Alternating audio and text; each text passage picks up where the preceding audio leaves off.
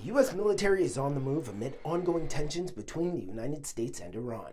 A carrier strike group led by the USS Abraham Lincoln is reportedly on its way to the Middle East from the South China Sea, bringing dozens of planes and helicopters like F-35 fighter jets to the Persian Gulf, as U.S. President Donald Trump weighs options for strikes against Iran, following weeks of unrest and violent clashes between security forces and anti-government protesters. One day after the United Nations Security Council held an emergency meeting on Iran, where senior UN officials urged both countries to de-escalate, U.S. allies in the region urging the Trump administration to use restraint.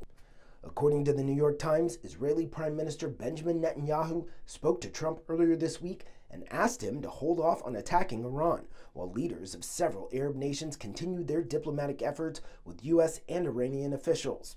Netanyahu also speaking with Russian President Vladimir Putin. The Kremlin says the two leaders discussed the state of affairs in the Middle East during a phone call Friday, with Russia offering to continue mediation efforts with Iran. The Trump administration has warned of military strikes on Iran over Tehran's response to civil unrest. Protests began late last month over inflation and economic challenges, but grew into broader, widespread anti-government demonstrations.